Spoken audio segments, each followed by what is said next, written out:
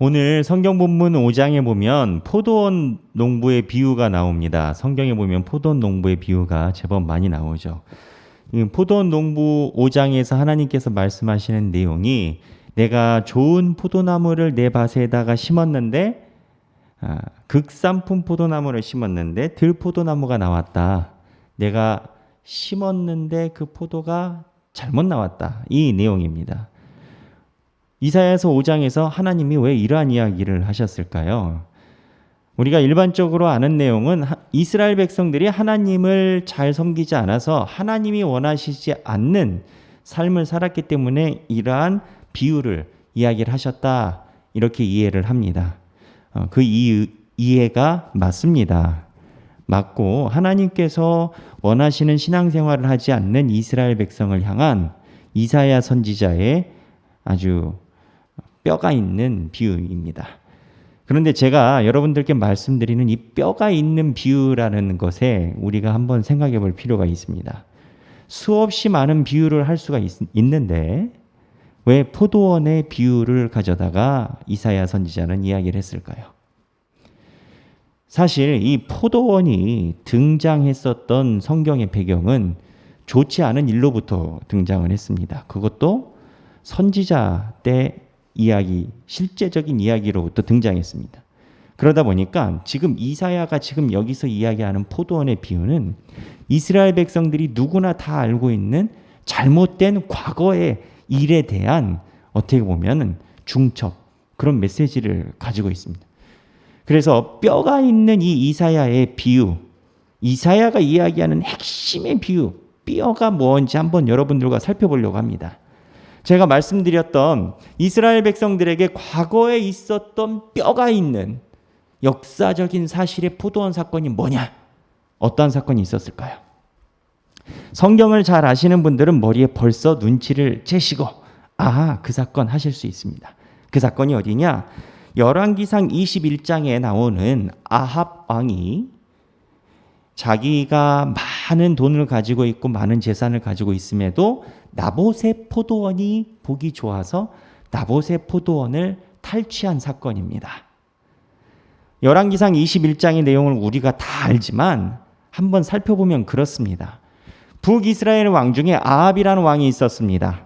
이 아합 왕은요, 성경에 나오는 아주 악한 왕 중에 둘째, 셋째 가라면 서러울 만큼 성경에서 악한 왕으로 기록되어 있습니다. 이 왕이 어느 날 눈을 떠서 살펴보니까는 나봇이라는 사람이 가지고 있는 포도원이 참 좋아지고 보이고 기름져 보입니다.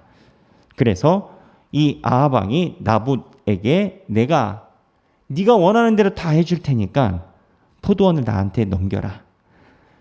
좋은 포도원을 달라고 하면 더 좋은 포도원을 줄 거고 돈을 달라고 하면 돈을 줄 테니 네 포도원을 나한테 줘라 라고 얘기를 합니다. 결과는 어떻게 됐습니까? 나봇이 싫다고 했고요. 아합이 끙끙거리니까 아내 이세벨이 와서 계략을 내가지고 나봇을 죽이고 포도원을 가져갔다. 이 내용 아니겠습니까? 그런데 이 나봇의 포도원 사건을 살펴보면 이 나봇의 포도원에서 우리가 주목해야 될 만한 인간 생각의 흐름이 있습니다. 어떠한 생각의 흐름이냐? 이 나봇의 포도원은 단순히 부동산을 탈취한 사건이 아니고요. 그 당시 이스라엘 사이에 격동기에 있었던 두 가지 사고의 충돌인 겁니다. 하나는 뭐냐? 나봇의 생각입니다. 나봇의 생각은 뭐였냐? 하나님 율법에 의하면 하나님께서 정해놓으신 구역의 땅은 그 지파나 그 가족에게만 상속하게 되어 있습니다.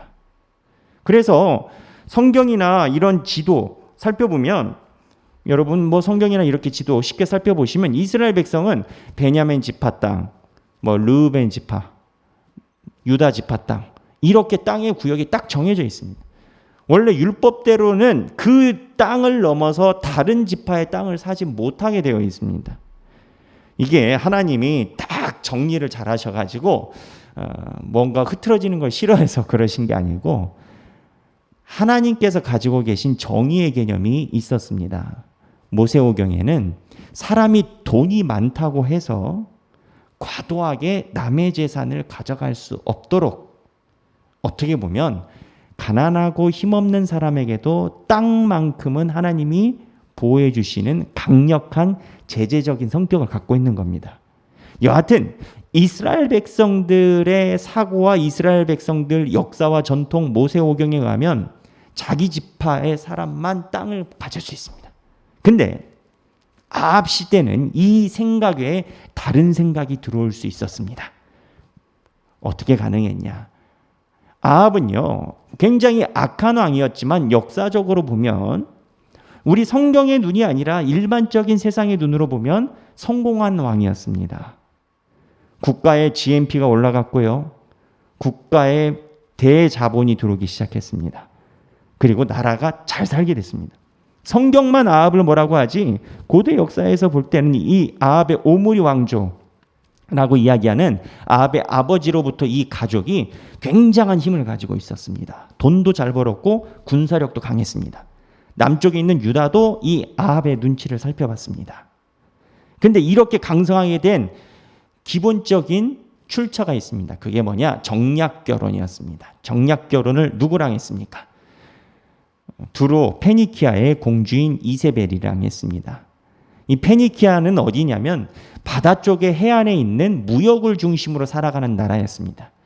무역을 중심으로 바다와 땅을 양쪽을 무역지대로 살아갔던 두로 페니키아에 있는 사람들은 오랫동안 돈이 많았습니다. 그리고 무역을 하기 때문에 굉장히 자유적인 생각이 강했습니다. 그래서 이 페니키아 쪽에 있었던 사람들은 일찍이 자본주의를 가지고 있었습니다. 인류의 역사의 발달을 보면요, 처음에는 물물 교환하다가 좀 비스꾸리미한 물물 교환할 수 있는 어음 같은 거 하다가 자본주의 돈으로 바뀐 게 그렇게 오래되지 않습니다. 우리 예전에는 뭐 시장 가가지고 닭 한 마리 살아있는 생닭 하나 주고 돼지고기 가져오고, 우리나라도 사실 이 돈이라는 것이 화폐로 정착된 게 역사적으로 보면 그렇게 오래되지는 않았습니다. 무슨 얘기냐? 아합이 정략 결혼을 하면서 아내 이세벨이 들어왔는데 이 이세벨이 들어오면서 부귀영화가 따라서 들어왔습니다. 장인어른 집이 잘 사니까 거기에서 가지고 있는 물물재화가 이스라엘 백성으로 들어오게 된 겁니다. 근데 그러면서 그들이 가지고 있는 자본주의 생각이, 자유무역주의 생각이 같이 이스라엘 땅에 들어온 겁니다. 실제적으로 구약학자들이 연구해 놓은 고대시대 사회 정황을 보면 아합 시대 때 이렇게 경제가 성장을 하면서 자본주의 생각이 들어오면서 이스라엘 백성 안에 있는 땅을 잠식해 들어오기 시작했다라는 겁니다. 부동산입니다. 왜? 옛날에는 하나님께서 말씀해 주신 법대로라면 땅을 사고 팔지 못합니다. 근데 자본주의는 돈이 전부입니다. 아니, 모든 생각의 끝은 돈인 겁니다. 가난한 사람이 있으면 가가지고 야, 내가 돈 빌려줄 테니 네 땅을 나에게 담보로 삼아. 이렇게 시작을 했다가 빌려준 돈의 이자를 고리대금으로 매겨버립니다. 그러면 가난한 사람이 감당할 수 없습니다.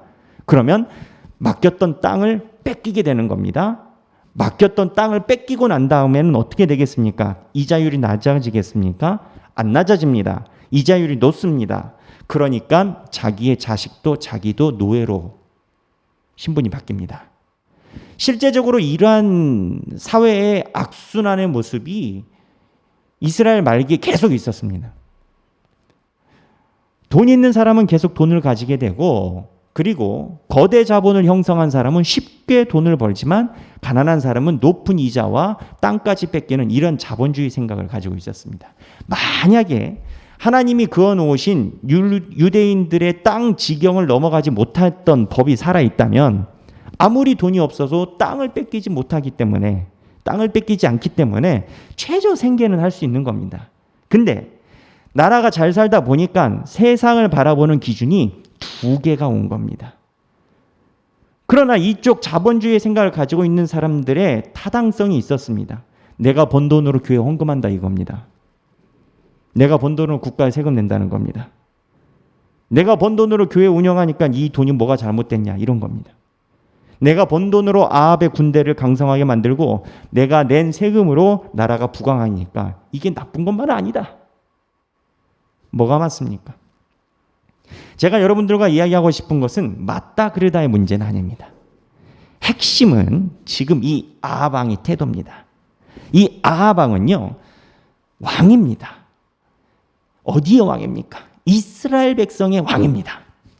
이스라엘 백성의 왕이면 설사 최근의 유행이 자본주의를 하더라도 생각이 어디에 기반되어 있어야 되겠습니까? 하나님의 율법에 기반이 되어 있어야 됩니다. 근데 이 나봇의 포도원을 보면서 우리가 금방 알 수 있는 사건은, 일단 이 나봇의 포도원 사건으로 인해서 나봇을 죽이게 됐는데, 나봇에게 처음 제의를 한 게 아합입니다. 이 아합의 머릿속엔 두 가지 그 당시의 생각을 다 알고 있습니다. 하나님의 율법대로 하면 이 땅을 뺏어오지 못한다는 것도 알고 있고요. 자본주의 개념대로라면 처음에 이야기한 대로 더 좋은 포도원을 주든지 돈을 많이 주든지 하면 하나님이 금지한 경계선도 넘어갈 수 있는 겁니다. 생각이 충돌하고 있는 상황입니다. 결과가 우리에겐 익숙하지만 출발이 생각의 충돌인 겁니다. 이게 하나님에게 범죄가 된 겁니다. 왜? 하나님 중심적인 생각으로 사물을 보는 것이 아니라 세상이 말하는 법의 질서를 따라와서 하나님의 사물을 보기 시작한 겁니다. 아합이 하나님의 법을 몰라서 그랬을까요? 아니요, 알았죠. 근데 선택적으로 내가 하고 싶은 대로 법을 갖다 들이댄 겁니다. 이사야가 말할 때 이사야 5장에서도 비슷한 상황이었습니다. 이사야 5장에서는 무슨 상황이었느냐? 하나님이 이야기하시는 예배의 방식, 하나님을 섬기는 신앙의 방식과 이스라엘 백성들이 생각하는 이렇게 섬기는 생각이 충돌하는 지점이었습니다. 하나님과 이방신의 절대적인 차이가 있습니다. 이방신은요, 기복신앙입니다. 끊임없이 나에게 복을 주고 내가 원하는 대로 그리고 내가 불편한 거를 돈을 많이 내고 그 신을 섬기면 그 신은 나의 수호신이 됩니다. 이게 이방신들이 가지고 있는 패턴입니다. 근데 하나님을 잘 믿는 하나님의 신은 그렇지 않습니다. 하나님이 나의 기복의 대상이 아닙니다. 내가 하나님의 뜻대로 살아가고 내가 하나님의 종이지, 내가 이야기한 대로 하나님이 움직여야 되고 내가 생각하는 대로 하나님이 움직여야 된다? 그렇지 않습니다. 이스라엘 백성들이 가지고 있었던 이 기복적인 생각은 이스라엘 백성들이 기복적으로 하나님을 섬기기 전에 이방 나라들이 다 가지고 있었던 유행입니다. 이방신들의 우상들의 기본 패턴입니다. 똑같은 예배를 드립니다. 똑같은 현상을 봅니다. 그런데 이사야의 눈에는 이사야 1장에 너희들이 하나님의 전에 와서 마당만 밟는다라고 얘기를 합니다. 그러나 이스라엘 백성들은 안식일과 월삭과 초하루 다 하나님께 드렸습니다. 심지어는 3일마다 그렇게 드리지 않아도 되는데 3일마다 하나님께 제사를 드렸습니다. 그런데 이사야에게 지적을 받았습니다. 왜? 이들이 섬기는 제사는 자기들이 하고 싶은 대로 하나님 해달라라는 기복적인 신앙을 가지고 있었기 때문입니다. 기복이 나쁘다는 게 아닙니다. 하나님을 믿으면 그리하면 너에게 모든 것을 주시니라. 너희는 먼저 그의 나라와 그를 구하라. 그러면 하나님께서 우리의 삶을 채워주시는 건 맞습니다. 그런데 복의 목적이 하나님은 아닙니다. 내 마음에 위로해 주시고 내가 원하는 생각대로 하나님이 움직여 주시고 나를 지켜주시는 게 하나님의 생각은 아닙니다. 끊임없이 이사야서를 살펴보면 나의 생각과 하나님의 생각이 다릅니다. 심지어는 선지자 이사야의 생각과 하나님을 따르고 있는 하나님의 백성들이 하나님의 생각과 자기의 생각이 다름을 알고 그거를 맞추는데 굉장한 시간을 사용합니다. 내 생각에 따라 하나님이 따라오는 게 아니라 하나님의 생각에 따라서 내가 바뀌는 것이 신앙의 근본인 겁니다. 그런데 이사야 시대에 두 가지 생각이 충돌합니다. 이사야가 이야기하는 하나님 중심적인 예배의 생각, 그리고 그 당시 유행이고 당연지사로 있었던 시온 영광을 위해 우리의 수호신인 하나님이 예루살렘을 세웠고 다윗을 세웠으니 우리의 종묘사직은 절대 망하지 않으리다. 네가 와서 우리의 종묘사직이 잘못됐다라고 이야기를 하지만 유구한 역사를 자랑하는 우리의 종묘사직, 이 이스라엘이란 나라는 망하지 않으리라. 이러한 사상이 이사야 시대에 강하게 있었습니다. 지금 이사야가 예언하는 그 대상은 다윗의 후손들입니다.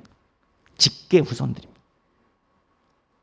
이러한 생각이 충돌하는 모습이 생각만 놓고 보면 아합 시대에 하나님을 섬기는 땅에 대한 생각, 율법에 대한 생각과 자본주의에 대한 생각을 놓고 이미 알면서 본인이 원하는 복을 욕심을 부리기 위한 아합이 선택했던 그 생각과 하나님을 올바로 섬기고 하나님이 주인이 되어야 된다는 신앙을 이야기하는 이사야와 우리가 그런 거 안 하냐? 나도 봉사도 해봤고 평생에 이 일도 좀 해봤고 직책도 좀 있고 종묘사직 다 해봤고 그런데 내가 복을 못 받아?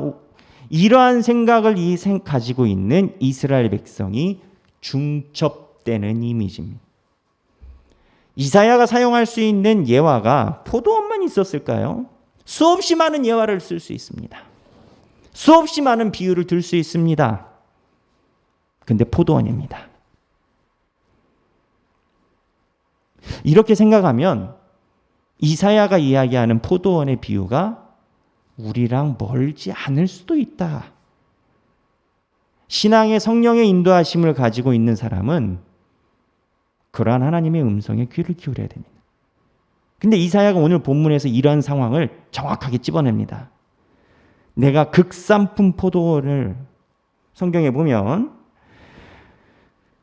5장 2절에 극산품 포도나무를 심었도다. 하나님이 그랬다는 겁니다. 너희들의 신앙을 준 건 내가 극산품을 5장 2절에 줬다라는 겁니다. 그런데 들포도를 맺었다는 겁니다. 5장 2절에. 이게 구약학자에 따라서 원문을 조금 더 강하게 해석하는 구약학자들은 이 원문 해석을 우리가 이해를 하려면 들포도라는 이 개념이 아니고 포도의 종자가 다르다라는 겁니다. 하나님은 어떻게 보면은 요즘 제일 비싼 게 뭐 샤인머스켓 이런 포도라면 하나님은 샤인머스켓을 심었는데 나온 것은 이상한 상품에 쓸 수 없는 조만한 머루가 나왔다는 겁니다. 이건 종자가 아예 다르다라는 겁니다. 이게 너희들의 모습이라는 겁니다. 예수님이 오셨을 때 가라지 비유를 하십니다. 농부가 언제 가라지를 뿌렸습니까? 근데 자라나고 보니까 거기에 가라지가 있는 겁니다. 근데 이 가라지와 들포도나무와 아합 사건의 핵심은 농사가 아니고요. 하나님의 생각과 일반 세상들이 말하는 생각에 대한 충돌인 겁니다. 근데 이게 조금 더 들어가면은 더 묘한 게 있습니다. 아합의 사건이 그렇습니다. 일반 세상으로 자기가 가지고 있는 은큼한 속셈을 가지고 있는데 이게 하나님의 생각으로 둔갑을 합니다. 어떻게 나봇을 죽였습니까? 이세벨이 와서 머리를 짜냅니다. 가만히 보니까 자본주의 개념으로 이 유대인들에게 정당하게 이야기가 힘듭니다. 그래서 자본주의 개념을 뒤에다 감추고 뭘 하느냐? 거짓말하는 거짓 증인들을 세웁니다. 그리고 나봇이 하나님을 모욕한다라고 소위 프레임을 만듭니다. 그래서 어떻게 됩니까? 나봇을 돌로 쳐 죽입니다. 자, 돌로 쳐 죽였으면 나봇이 죽고 나서 그 땅이 나오지 않습니까? 그 땅을 율법대로 하면 어떻게 됩니까? 자기의 가족들이 다시 인수를 해야 됩니다. 근데 자기의 가족들이 다 인수하지 못하는 경우가 생깁니다. 그때는 다른 사람이 가져갈 수가 있습니다. 그러한 예가 룻기에 나옵니다. 보아스와 룻 사이에서 신발 벗기는 자 비유처럼 아니 하나님의 율법이 아무리 그 자손에게 지파에게 준다고 해도 살아있는 그 지파에 있는 자손들이 다 안 가져간다고 하면 어떻게 합니까? 그 소위 지금으로 얘기하면 경매 붙인 겁니다. 그래서 끝까지 이세벨이 죽인 거 다 아는데 아합이 죽인 거 다 아는데 나봇의 자손이 겁나서 그거 누가 가져가겠습니까? 나봇이 죽었는데 나봇의 이종 사촌 팔촌이 나봇이 죽었다고 그 땅 내가 관리하겠다고 누가 나서겠습니까? 절대 안 나서죠.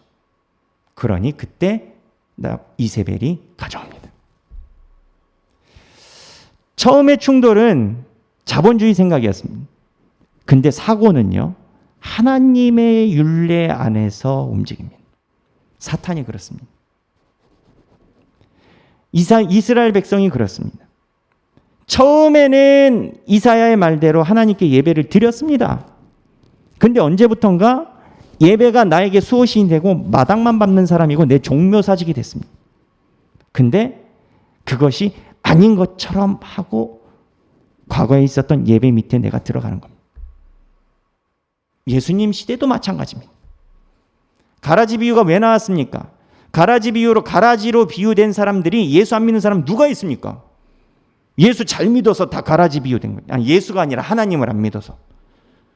하나님 안 믿는 사람이 누가 있었습니까? 대제사장, 사두개인, 서기관, 열심당원. 아마 우리들보다 신앙생활 더 잘했을 겁니다. 그런데 왜 가라지가 됐습니까?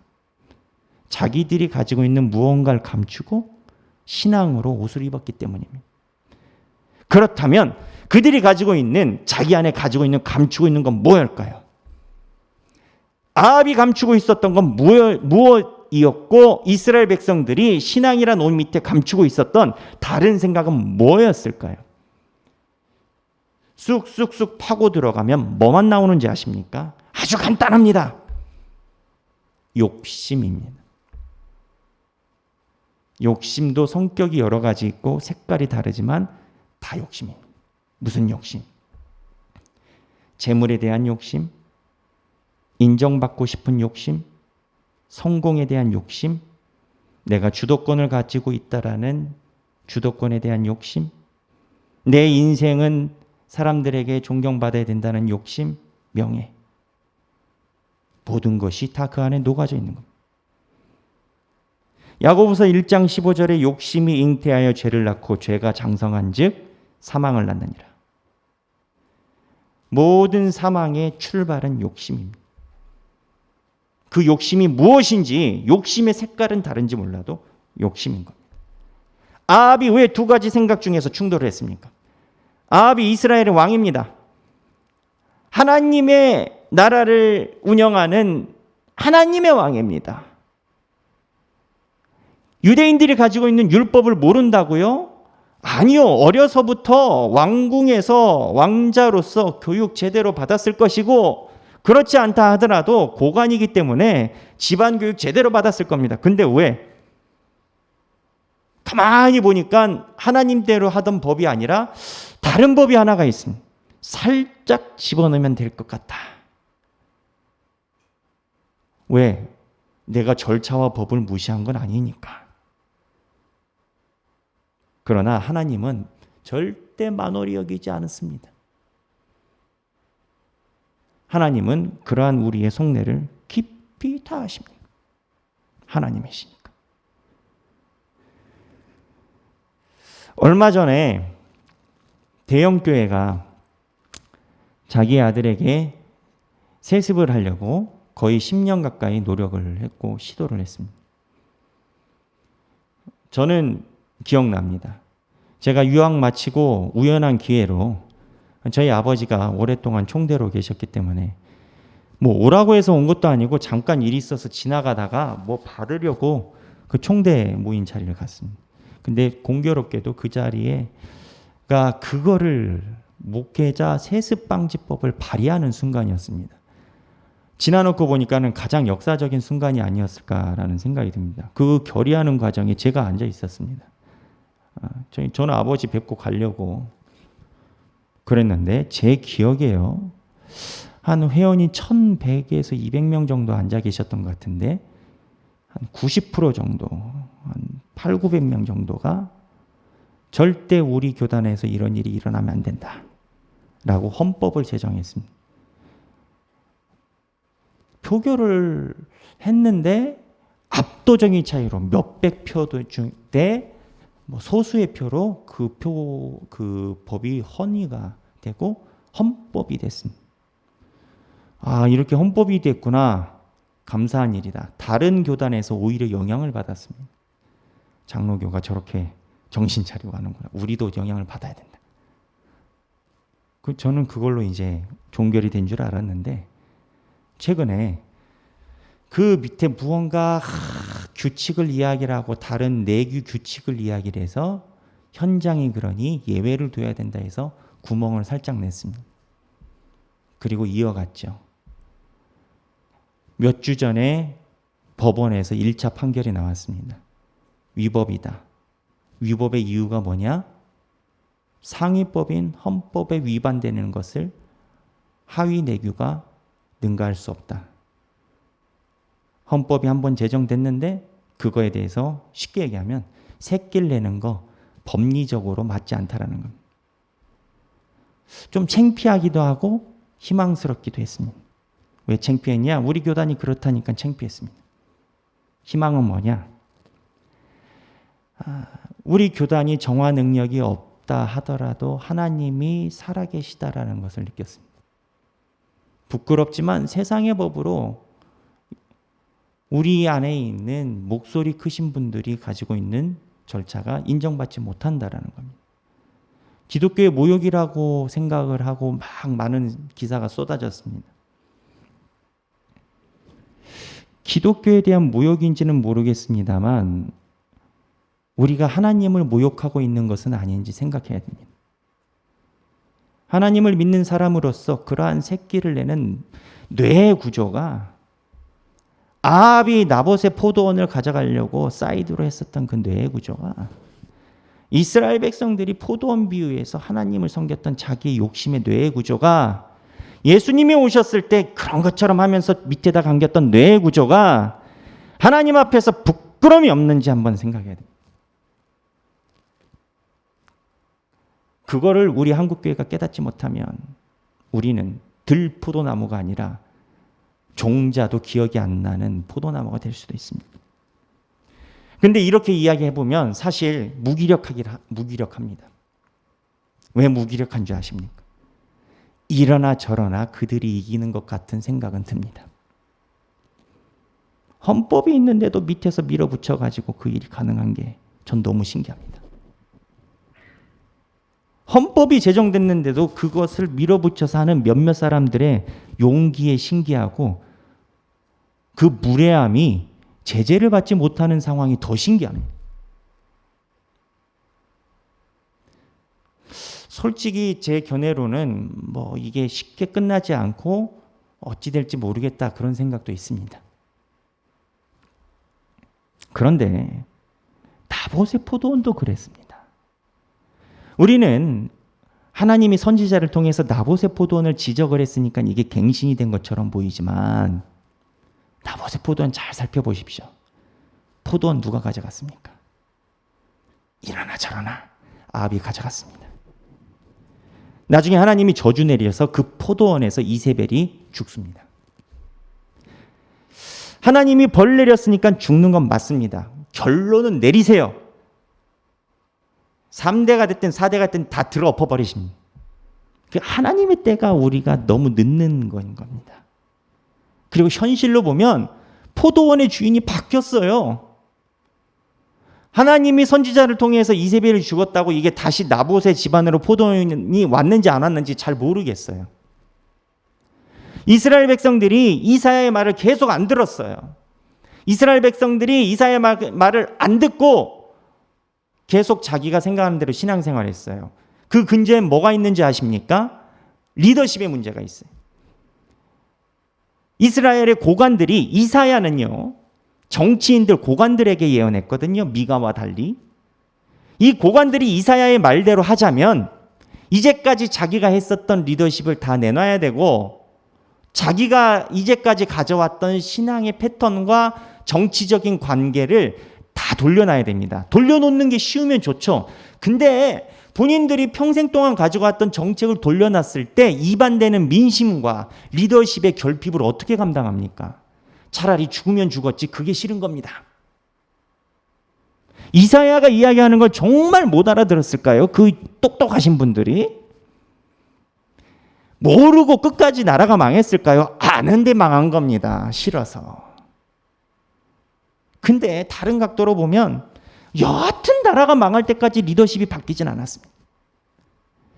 남유다가 망할 때까지 다윗의 집안이 뒤집어지지가 않았습니다.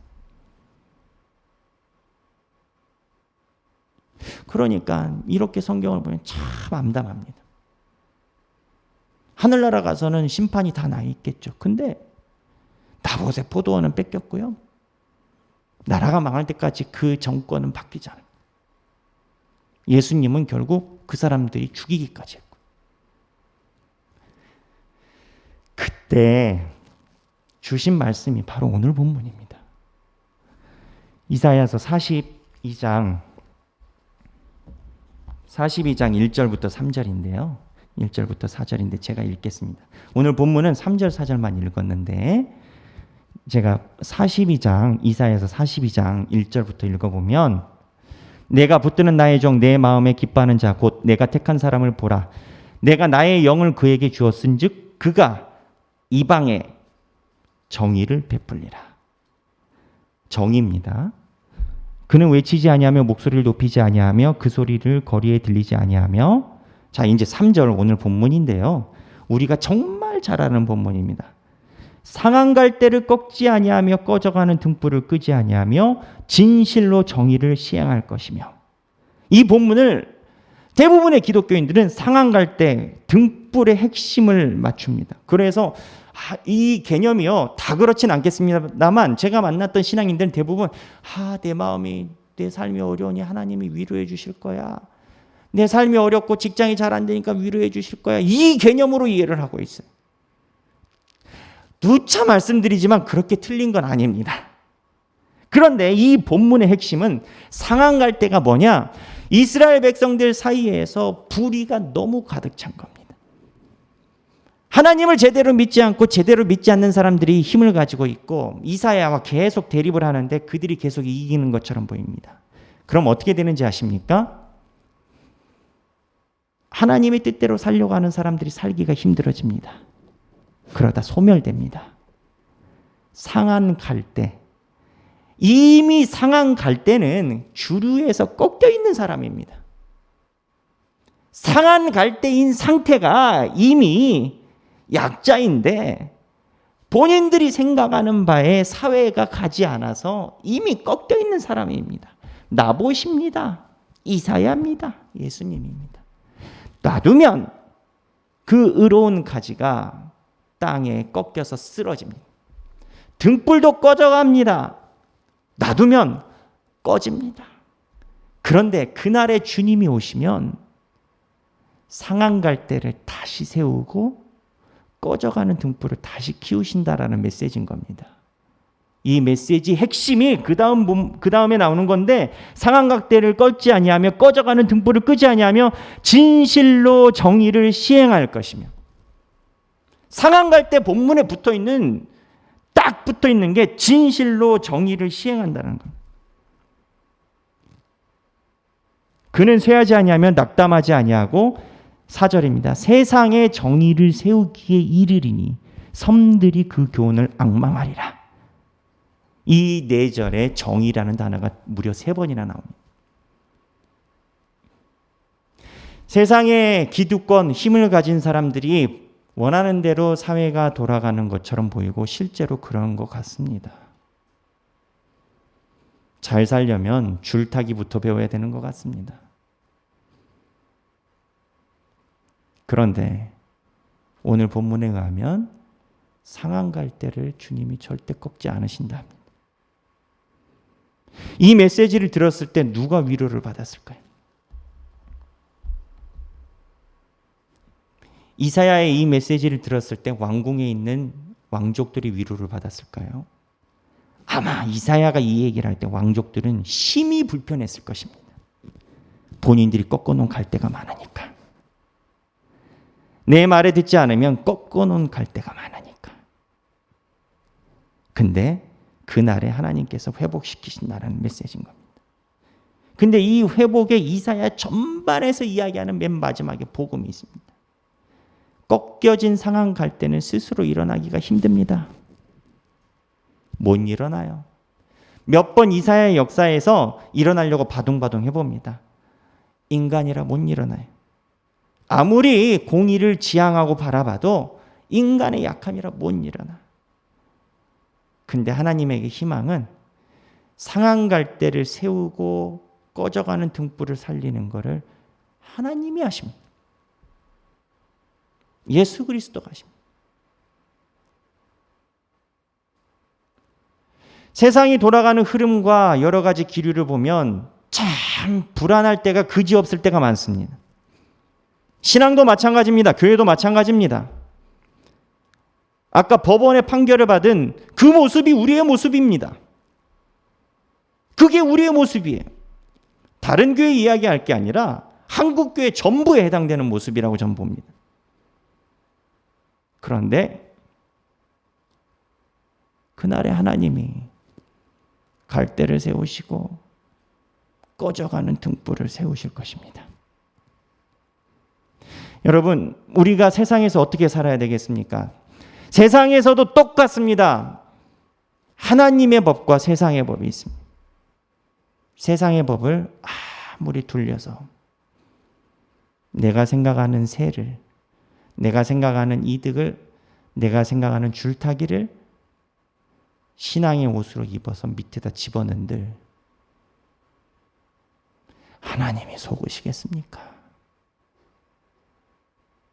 그런데 세상 사람들이 다 아니라 하더라도 100명이면 100명이 너한테 손가락질한다 하더라도 하나님께서 나를 인정하시면 혹 꺾여 있는 상황 갈 때라 하더라도 꺼져가는 등불이라 할지라도 하나님이 세우실 것입니다. 어떻게? 하나님이 직접 일하실 것입니다. 어떠한 기준과 어떠한 눈으로 살아가느냐 우리에게 참 중요합니다. 하나님의 종은 하나님의 눈으로 세상을 살아가는 것입니다. 그 말씀이 저와 여러분들에게 축복이 되시길 주님의 이름으로 축원합니다. 오늘 여러분들과 찬양하기를 원합니다.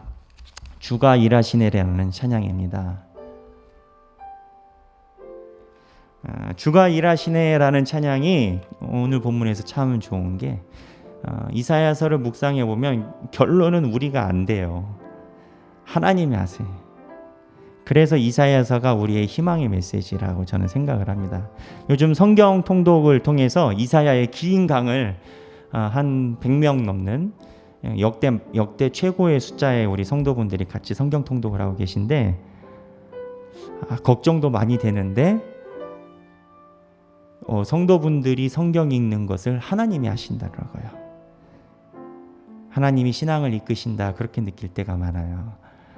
그것처럼 우리의 삶도 우리의 때에 하나님께서 이끄실 것이다. 저는 믿어 의심치 않습니다.